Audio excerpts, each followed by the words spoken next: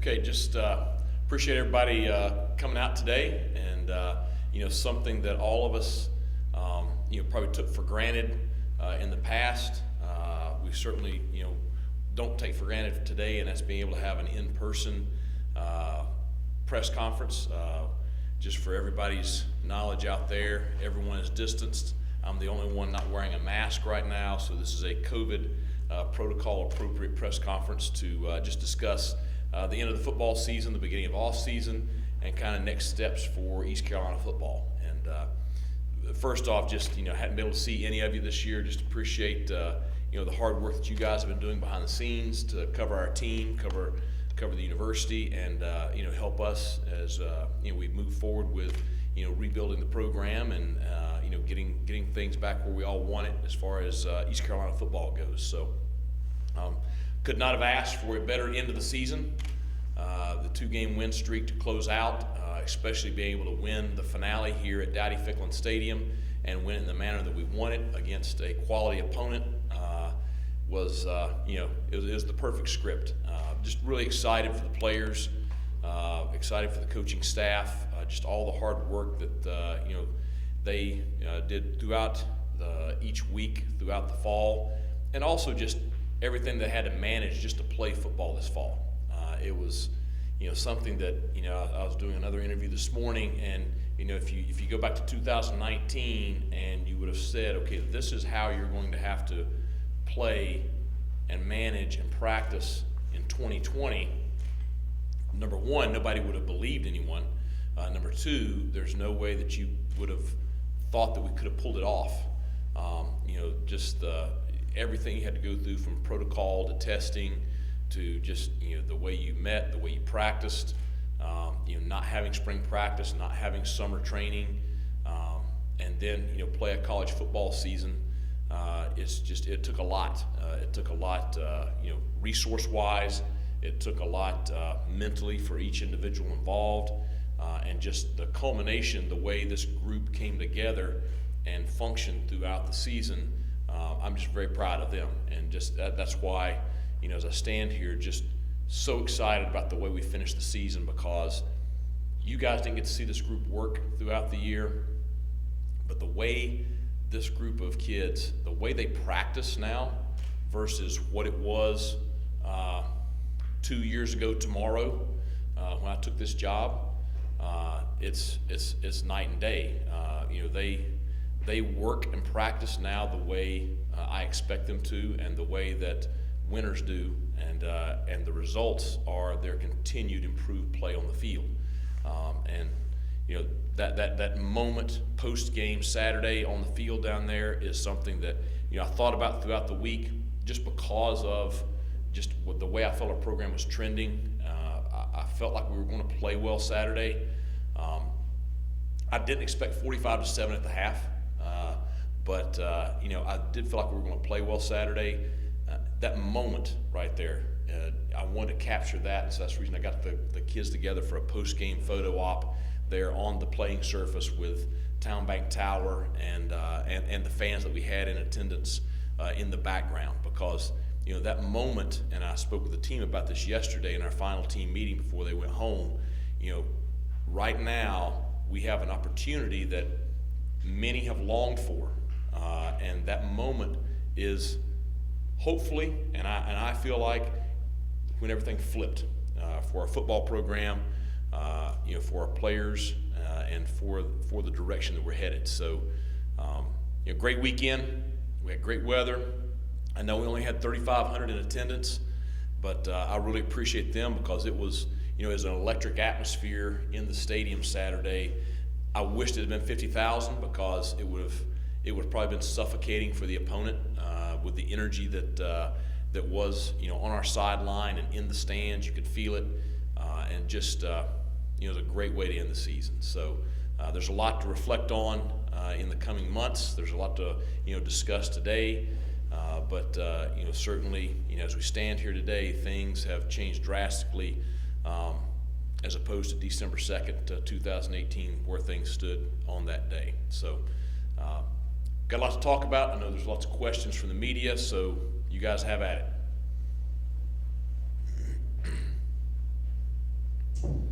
Thanks, Coach. Good to see you, by the way, in person. No doubt.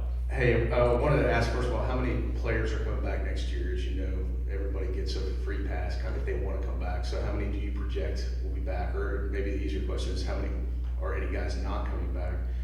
And as you go into year 3 now, what will your expectations be for this program? I know you've told me before, year 3 is where you really kind of can see the big turnaround. Do you still feel that way going into year 3, and what do you expect? Well, I think, number one, have had a lot of dialogue with our players over the last month. We're anticipating the vast majority to return next year. You're going to have a few that, were recognized on Saturday that, where they are in life, graduating from East Carolina University and having, made preparations to go to that next step where they will transition on, and we support them and we will celebrate them. There's one or two that are have some things to consider, and those guys probably were not planning on coming back, but had such a positive experience that now they want to discuss with their family. So we feel good about the roster that's going to come back. I don't want to stand up here and put a dead number on it right now, but the vast majority will be back next year. We will also have a recruiting class that we will sign. Part of it December 16th, and the rest of it will sign throughout the spring and early summer to have a full roster ready for next fall. So as far as where I feel like we are right now and going into what is, I hesitate to call it year 3 because it's not really year 3. We haven't had an off season yet. We were robbed of that last year. So year 2.5 or whatever you want to call it. I think based on where we were, I think we're in a great spot and probably as good as we could be going into that. My expectations are very high, and it's the kids, their expectations are very high. We talked about our goals. Our goals are what all of our fan base, whatever goals they have, I promise you, they're not going to exceed what the internal goals are from the players and coaches. We got a lot of work to do. The next 8 months, and that's what I mean about capitalizing on the moment right now. The extra year of eligibility, of all the damage that the pandemic has done, and all the financial impacts. Obviously there's been families that have been devastated by this virus. The one positive for our program is that extra year of eligibility for the entire roster. I sat there and I talked to him yesterday and just went through the room. Holton, you're going to be a junior next year. Bruce Bivens, you're going to be a senior next year. Rajay, all those D linemen, you're going to be freshmen next year. The difference, though, is they have a tremendous amount of experience now, and you cannot. And we talked about it coming into this year. Experience is something that you cannot create. You cannot. You cannot replace it. I mean, we have a special moment right now for the next 8 months to be able to capitalize on that extra year of eligibility, on the opportunity to take an experienced group of freshmen and develop them. And that's why we laid out a plan yesterday. It is just a touch over 6 weeks before they return. They'll start returning the week of January the 10th. We'll have to go through testing, before they start working out. The week of January the 18th, we'll begin our winter conditioning, strength and conditioning. We've got to hit the ground running on that date. They've got to be in shape when they return, because I don't want to have to get them in shape then. We struggled with the quarantine. There were guys that did not recover from the quarantine. We did not manage that as well as I would have liked to. We can't have that happen between now and January the 18th. And we have a chance to hit the ground running January the 18th, have a great 8-9 week stretch right there of strength and conditioning, mat drills with the coaching staff, developing a group, have a spring practice, and then have a summer. And it's not just lifting weights and running. It is character development. It is team cohesive development. It is maturity.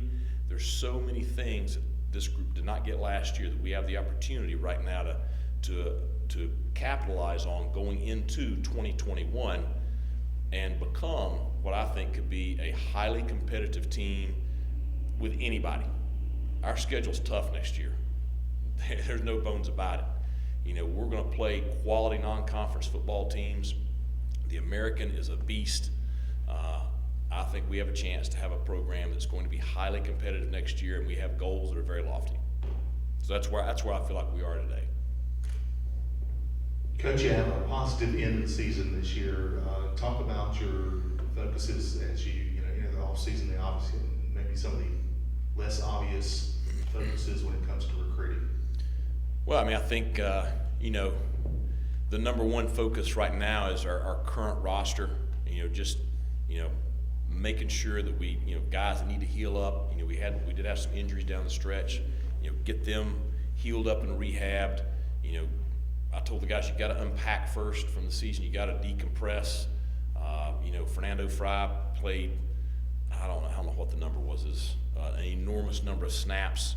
So many played an enormous number of snaps. They've got to let their bodies recover first before they start getting ready for January 18th.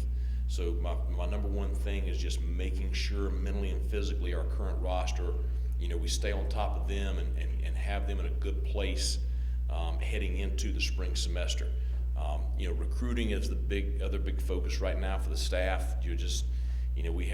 We're starting virtual visits tomorrow. It's the craziest thing I've ever heard of, but we're having a virtual official visit tomorrow night, using some of the suites up here, and just trying to, show recruits and their families everything that they can't see, and try to, get as much face time with recruits and families as we can over the next 2 weeks, to develop that relationship that we have not had the opportunity and do not have the opportunity to develop. Right now we have 10 commitments. I don't see us signing a number, enormously larger than that on December the 16th, and that's on purpose. We have specific needs. We're being very direct with, the commitments we take and the offers that we put out, because we have very specific needs. I like our returning roster a lot. I've said it all year, I like the kids in our program. We have put this together with some intent. The older players that we have that have been here with us the whole time, I'm so proud of that group. I mean, I mentioned Bruce earlier, playing the best ball of his career right now, and just such a positive leadership, the way he carries himself. It's just, those guys have changed for a positive, and just, I'm so proud of that group. I'm proud of that young group that we have that joined them. I really like our current roster. We've got to make sure that we are very cautious, but very, direct with who we bring into that group, because what we have right now is the culture that we said we wanted to create. We're achieving at very high levels academically. We are representing the university in a very positive manner. And I talked to him about it yesterday. I pray we don't have an incident that douses that, between now and when the kids come back in January. But I talked to them about all the things they got to be cautious of. But they want to represent each other and the university in a first-class manner.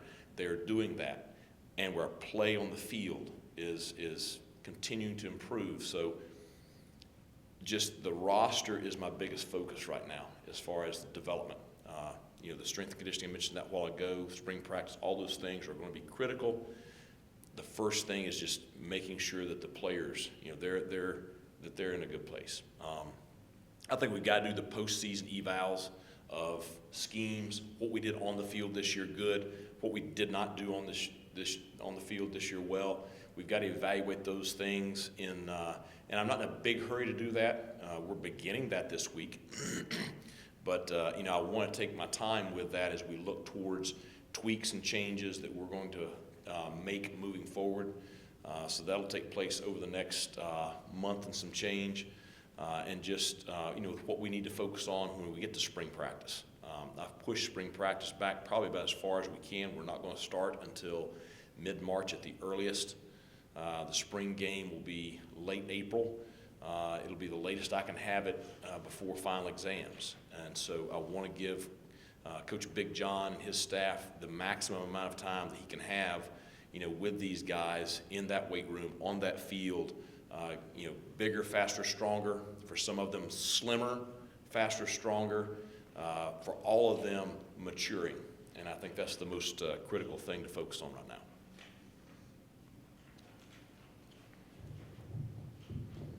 Coach, when you look at the offense, the way they played the last game of the season, I know it's more of what you guys expected. It is a big focus. You kind of mentioned with the schemes and all that, but it's a big focus of this offseason, looking to maybe find that consistency with the offense going forward. No doubt. I mean, there's lots of reasons why you did have some inconsistencies throughout the year. I mean, I think one is just having consistent personnel on the field. Our projected starting offensive line as we sat here, on this day a year ago, and what we played with is completely different. I mean, some of those guys did not play a snap this year. Some of them played one game and never played again. Some of them, played a lot. But I think that group, obviously played very, very well on Saturday. Really excited about the way they, no matter what happened week in and week out, that group improved throughout the season. We want to be what we were on Saturday, very balanced. I think Holton threw for 300. I don't know what we ran for, but it was a significant amount.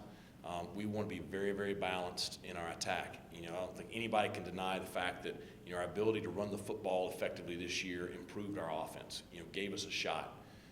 It kept us in ball games, and we've shown our explosive ability in the passing game too. So I think that it's just, you say consistency. Part of that's going to be growing up. Part of that's going to be continuing to improve the guys that we have.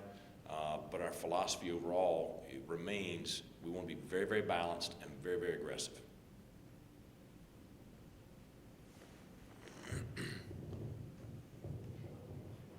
I guess timely, we can look at the other side of the ball and ask about defense. And then last December, you obviously made some changes with staff, and there's multiple kind of changes on defense. And how does that compare to right now? Kind of momentum you have with Blake Harrell. It seems like those guys are just really into that side of the ball. There's more comfort, obviously. Night and day. I mean, it's night and day from where we were a year ago, and it is what I wanted to accomplish. Blake, I mean, it was tough when he came in, but I mean, who would have imagined, okay, Blake, you're going to take this job. As soon as you get your staff together, we're going to get sent home, so you're not going to see your staff and get to know them. The kids are going to get sent home, so you're not going to get to know the kids. You're not going to have spring practice. You're not going to have summer. All install is going to be done via Zoom. You're going to teach your playbook via Zoom, but then we're going to play a full year. I mean, what you're asking of that group when they got in here is a pretty tall task. I could not be more excited about the job he did. I mean, just the positivity, the energy, the enthusiasm. He did a great job with the coaching staff, bringing them together. The kids, they embraced it. They did a great job. And this is a group that did not have a lot of confidence as we sat here a year ago. Now they think they could, play anybody and go toe-to-toe with them. And that confidence is so important. Believing in yourself is so important for any athlete. But, we all saw the way they played Saturday, the way they played last week at Temple, the way they played at Tulsa, the way they defended Navy. The performance of that group on the field this year consistently throughout the year is we can continue to improve. The traits when you talk about them, high energy, physicality, intensity, camaraderie, no me guys, no ego. They do it together. That's what we wanted to create. That's what we were able to create. And I'm excited to see, what's next for that group. Blake does a great job with, evaluating his opponents. He also does a great job with self-eval. And so he's going to be his biggest critic going into the offseason, because the other thing that he got the experience of today was facing the American Conference. Steve Ellis had the experience last year at South Florida, but Blake and Tripp and some of our GAs and analysts, you try to tell them, listen, now this league is a big boy league. These running backs are going to be 220. Every team's got them. These quarterbacks, all of them are good. The speed that you're going to see from the skill players, the size on the offensive line, you can talk about it, but until you experience it, because that impacts recruiting. What kind of players are you going to recruit, because you have to recruit guys that can play in this league, and this is a big time league. So I think it's going to really benefit him going into the off season to be better going into 2021 because of his experiences.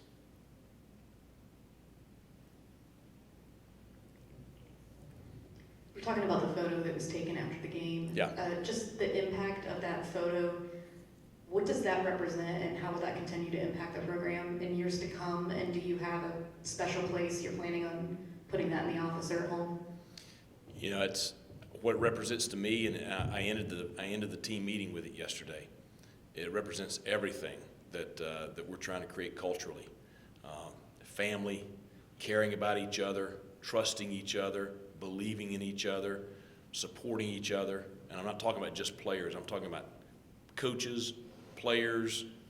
It's that there's such a warm feeling to all of us when we look at that picture. And so that's what it means to me. Yeah, we've talked about it. Certainly it's a picture I'm going to put up in my office, but we're going to put it up around the facility also, because, and I told the kids, my college football coach, who is still the head coach at Mars Hill today, however many years ago it was when I played, he's got a photo of our group on his wall, because very similar situation he came into, and they've had a lot of success, since we left. But we ended the last game of my senior season on that kind of note, a huge win against a big rival at home. And he has kept that photo up there because to him it signifies when the program may turn the corner, you've flipped for whatever reason and started moving upward. And to me, that group is going to be the group that we'll look back on and say that was the group that played a season during a pandemic, went through so much, but gave us all belief in what we could do and what we could achieve here and the direction of the program.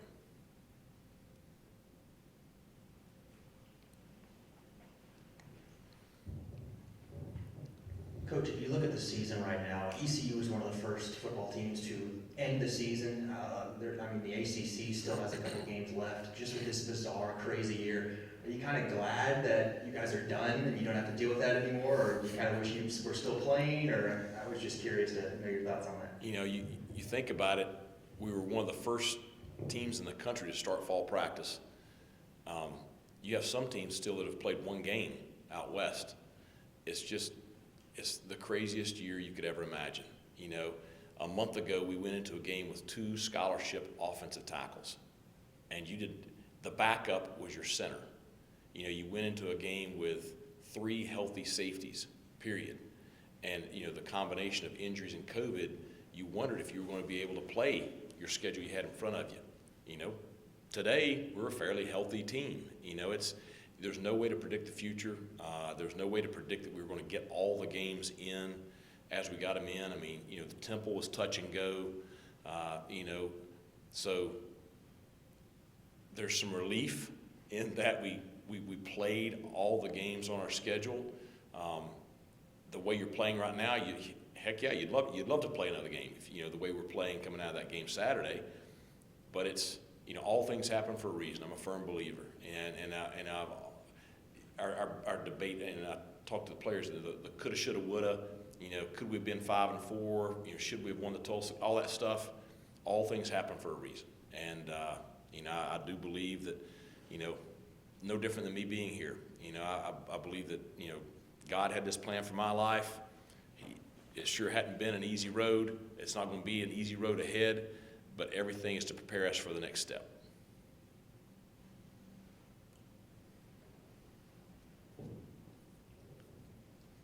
You talked a little bit about the seniors earlier, but I wanted to ask specifically about Jake Verity and John Young. Do you know kind of what they're thinking right now? And obviously, I don't think Jake ended the year maybe how he wanted to. And what did you see maybe with some of the blocks and misses down the stretch?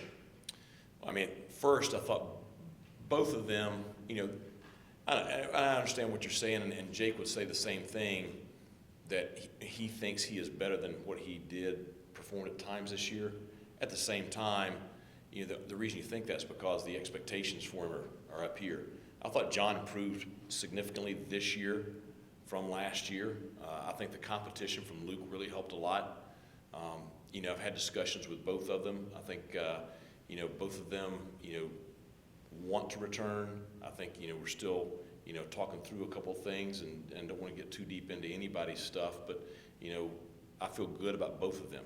I feel good about that room. You know, reasons why we did have some blocks, you know, it was a combination of things. You know, I think that a couple of kicks, you know, maybe did not have enough trajectory on them. A couple of kicks had some penetration in the A gap, and just it's a combination. It wasn't just one specific thing. We worked very, very hard at it. I do think we did a much better job Saturday with protection. And Jake would give anything to have had the kickback that he missed. But what I do know is, you know, it's something where he has had a great career here. I know he wants to end it on a really high note, and has a lot of devotion to East Carolina University. So I kind of think that's where we are there. Hey, Coach, I was just curious if, I'm sure there's a lot of things you won't miss, like taking a bunch of tests every week, but is there anything that you will miss from a COVID season or anything that you did like that you guys were forced to do this year that you would bring into a normal season? I don't know. I don't know how much positivity there is about very much about anything we did, just because, you know, the COVID protocols took away so much of the in-person factors, you know, whether it's recruiting or the pirate walk or the way we meet as a team. And I'm a big relationship guy. You know, I think that, you know, recruits, for example, you know, I want to get to know our recruits very, very well before they sign with us to make sure that, you know, they're a right fit. And I'm big on face-to-face, in-person. That's how you get to know people. And, you know, so we've had to adjust to doing things virtually. I guess the only positive thing that I would take, you know, moving forward would be the virtual stuff. You know, that you can accomplish a lot of things virtually that you didn't know that you could in the past. I mean, I feel like I'm an expert on Microsoft Teams and Zoom and all these other kind of platforms, and, you know, I didn't even know what they were, you know, a year ago. So that's probably the biggest positive that we can take away. The rest of it, I wished I didn't have to have another PCR test ever, but I know that they're coming back in January to poke me, so still got some more time with that one. Mike, I wanted to go back to something you referenced earlier today. You were talking about when some of the guys came back out of the original quarantine, weren't happy with the condition that they came back, and you mentioned that some of them didn't recover from that. You didn't Right. want that to happen this go around. Right. I think you mentioned the team's going to be gone for 6 weeks. That's a Right. long time. That's Yep. to be on your own without any guidance on working out and eating. I'm just curious, how do you manage that differently this time? Because you said you wanted to come back ready to go and in good Right. shape this time. When it's remote like that and everyone's on their own doing whatever they want to do, Right. how do you do things differently so that doesn't happen again, and how can you control that? Well, I think number one is my message yesterday to the team could not be any more direct. I mean, it was as this is what could happen, this is what can't happen kind of deal, and multiple examples. We have split the roster up every week and split it up. You know, whether it's position group or the strength and conditioning staff have split the roster up just by individuals. And, you know, I think that their realization of those that did suffer from the quarantine, they're well aware of it. I mean, some of them, it cost them a year of playing because they just could not get on the field.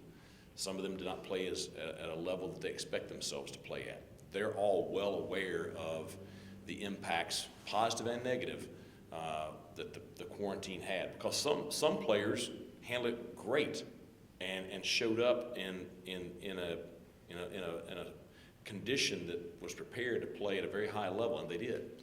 So I think just that realization is important. I think we, as much as we tried to stay on top of them during quarantine, you know, we have to do better with that. And I've told the position coaches, your number one priority is our returning players.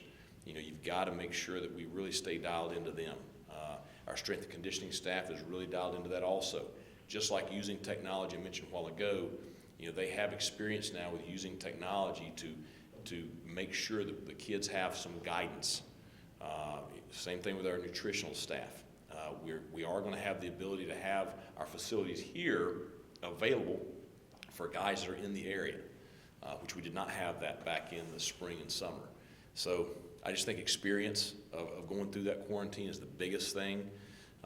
And I do think that the vast majority will handle it much better. And the ones that don't, they'll have to pay the price.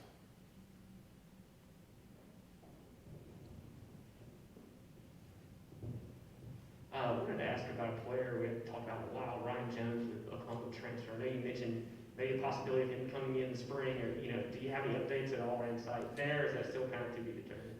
Unfortunately, I cannot comment on any player that has not signed with the university. So if any players or when players do sign with us officially, whether it's December 16th or beyond, then I'll be able to comment on them. I got my hands slapped for that one back in the summer. So. Offensive line wise, where you guys came from the Georgia State game to the end of the year, can you talk about that? And also, do you want to kind of complement what's coming back with potentially some older guys this offseason? Yeah. Well, I think that it was a painful day. Just the continuity wasn't there. You had guys, Nashad was playing left tackle for the first time in his career. There was so many things with that lineup that day that just were, on display for everyone. And then you look at Saturday, nobody touched Holton all day. We ran the football effectively. And Nashad wasn't there for that one. I think that, you look at, I mentioned him twice. There's a kid that, I thought, last year when he was being redshirted, he has a chance to be really good. I can tell you, for a fact right now, he's going to be a really good player for us. He's had successful surgery. He's rehabbing right now. He's home. Looking forward to getting him back healthy. But, not just him, but you look at all across the board. Fernando Fry, started out the year playing center for the first time ever. Certainly had some ups and downs with that early in the year. His performance the last several weeks is really impressive. Here's a guy at center. He was reaching 3 techniques in our zone run game. That's tough. Nobody can understand what I mean by that, but that's very few guys can do that. Sean Bailey, played as well as he has played in his career, and is just such a positive piece of that room right now. Bailey Malovic, he's a guy that needed that all-season development, was kind of robbed of it. The way he came along and played throughout the year was really positive. Your new guys, whether it's Avery or Justin, just what they did, coming in, again, no spring, no summer, thrown into it in fall camp, were very solid down the stretch. Walt Stribling, significant playing time, at Temple. Trent Holler, significant playing time across the board on the offensive line. Those guys came so far, and just really pleased with that group going into the off season. And then Noah Henderson is going to be back. He will make a recovery. Look forward to getting him back in shape and back on the field this spring. Have some young guys that are going to be brought along that are in the program right now. And yeah, we do plan on adding some older players to this mix to give us the depth and the size that we need. It's some guys probably played before they should have this year. I told Walt that's the thing. We're getting ready to go play Temple. Walt, you're probably not ready for this, okay? But you're getting ready to start, at left tackle. You've worked hard. I believe in you. You'll never forget this day. And then he played really well against a really good defensive line. And so that experience that he has now he can use that and the confidence in this off season to continue to develop. So I think that's a group that, I think trended upward at the end of the year. And I think with some of the obstacles that they saw throughout the year, that's pretty impressive. But we do plan on adding as many as 6 offensive linemen to that room, a combination of high school kids and transfers.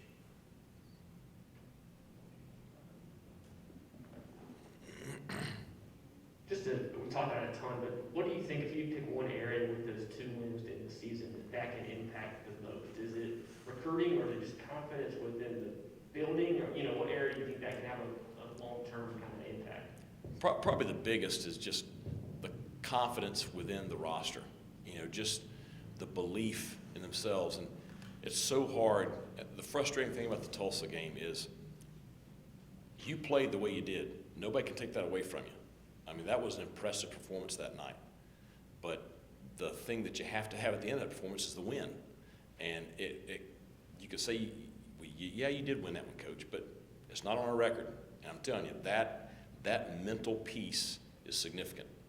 I do think that hurt us. As much as we tried not to let it hurt us the next week, it hurt us the next week. All of a sudden now they have that confidence of winning back-to-back conference games, back-to-back games against FBS opponents, beating a 7-win team. All of a sudden, if you had the Tulsa game thrown in, 2 really, really good football teams in the top 25, you knocked both of them off. The one we didn't get, nobody can take SMU away from us. And so I think the confidence and the mentality going into the off season is the biggest positive. Does it help recruiting? Yeah, because as soon as the game's over, my cell phone's blowing up from a bunch of our recruits, both commits and guys that are still, out there, that watched the game Saturday and just loved the way that we played, loved the energy, and so it does help recruiting also. Anyone else? Coach, thank you very much. All right, guys, thanks a lot. Appreciate everybody. Go Pirates.